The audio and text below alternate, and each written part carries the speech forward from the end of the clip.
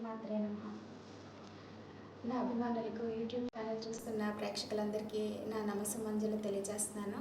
ఈరోజు నవరాత్రుల్లో 7వ రోజు మనం అమ్మవారిని మహాలక్ష్మి అవతారంలో పూజించుకోవడం జరుగుతుంది. లక్ష్మీదేవి అంటే జనరల్గా ఎవరికి చెప్పాల్సిన అవసరం ఉండదు. ఏ దేవతా స్వరూపం చూసినా ఏదైనా కష్టం వస్తే లక్ష్మీదేవి నన్ను కరుణించట్లేదు అని అనుకోవడం పొరపాటి.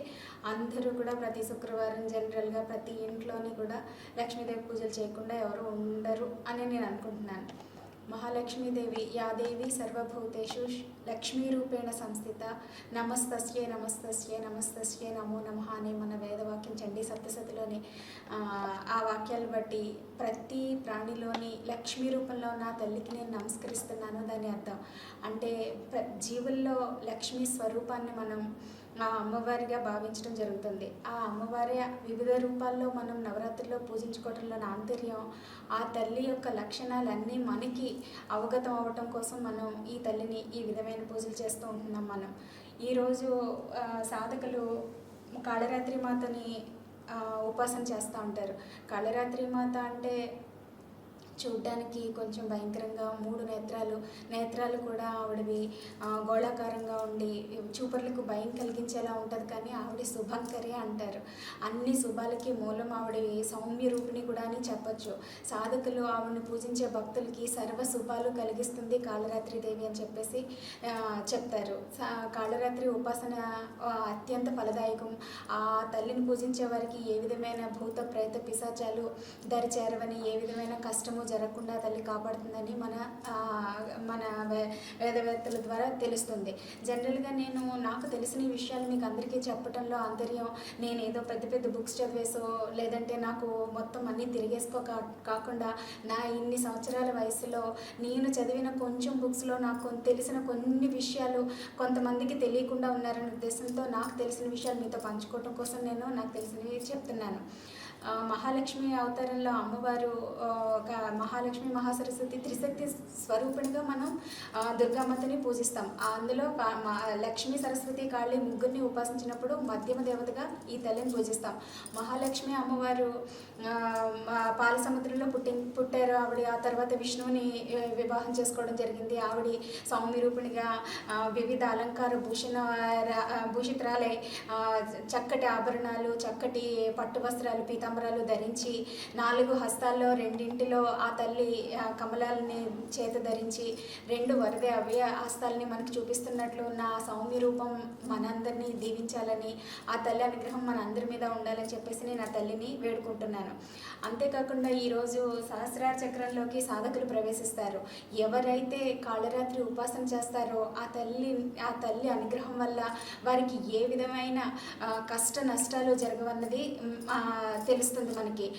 మహాలక్ష్మి అవతారంలో లక్ష్మీదేవిని శుక్రవారం పూజించడం ఒక ఎత్తు. ఆ తల్లికి డార్క్ రెడ్ అని నిండు పింక్ కలర్ చీరలు కట్టాలని చెప్తారు. ఆవిడకి నైవేద్యం కింద పాయసము, పూర్ణాలు ప్రత్యేకంగా నివేదించబడతాయని చెప్తారు. యాక్చువల్గా అమ్మవారికి ఈ కలర్స్తో పాటు ఆ అమ్మవారికి తెలుపు ఇష్టం అని చెప్తారు. ప్రత్యేకంగా శుక్రవారాలే కాకుండా దీపావళి రోజు ప్రత్యేకంగా మహాలక్ష్మి అమ్మవారిని పూజించడం మనందరికీ తెలిసిన విషయమే. దీపావళి రోజు నా వరకు నేను అమ్మవారికి తెల్లని చీరలు పెట్టి మనం కూడా అదేవిధంగా సౌమ్యంగా తయారైనట్లయితే ఆ తల్లి అనుగ్రహం లభిస్తుంది అని నేను భావిస్తూ ఉంటాను. ముఖ్యంగా మనం ఏ విధంగా మన అమ్మవారిని ఉపాసన చేసామో, అమ్మవారికి ఏం నివేదించామో, ఏ కలర్ మనం అమ్మవారికి ఆఫర్ చేసామో, వీటన్నింటికంటే ముఖ్యంగా మన మనసు ఎంతో పవిత్రంగా నిశ్చలంగా నిర్మలంగా ఉండాలన్నది అన్నింటికంటే ముఖ్యం. డబ్బుని మనం నవరాత్రుల్లో మన అమ్మవారికి ఖర్చు పెట్టి మనం చేసే పూజల్లో ఖర్చు పెట్టే డబ్బు ఖచ్చితంగా మనం ఇదే కాదు ఏ పూజకైనా మనం ఖర్చు పెట్టే ప్రతి రూపాయి మన కష్టార్జితమై ఉండాలి. అంతేకాని మోసం చేసో ఎవరినో కష్టపెట్టో మరొక విధంగానో సంపాదించిన డబ్బు ద్రవ్యం ఏ విధంగానూ పూజకు మీరు ఉపయోగించినా కూడా ఆ తల్లి స్వీకరించదు అన్నది సందేహం లేకుండా చెప్పుకోవచ్చు. అటువంటి దురాత్మల ఇంట్లో ఆ తల్లి నివాసం ఉండదు అనడానికి అనేక కథలు కూడా మనకు ఉంటాయి. కాబట్టి ఆ తల్లిని అర్చించాలనుకునే వాళ్ళు అంతే నిర్మల మనస్కులే ఉండాలని చెప్పేసి మన వేద పురాణాలు చెప్తున్నాయి. ఆ తల్లి అనుగ్రహం కాళరాత్రి దేవి దీవెనలు మనందరికీ ఉండాలని ఆ పరమేశ్వరుని ప్రార్థిస్తూ సెలవు తీసుకుంటున్నాను. లక్ష్మీం క్షీరసముద్రరాజతనయాం శ్రీరంగధామేశ్వరీం దాసీభూతసమస్తదేవవనితాం లోకైకదీపాంకురాం శ్రీమన్మందకటాక్షలబ్ధవిభవ బ్రహ్మేంద్రగంగాధరాం త్వాం త్రైలోక్యకుటుంబినీం సరసిజాం వందే ముకుందప్రియాం. శ్రీ వరలక్ష్మీదేవతాభ్యో నమః.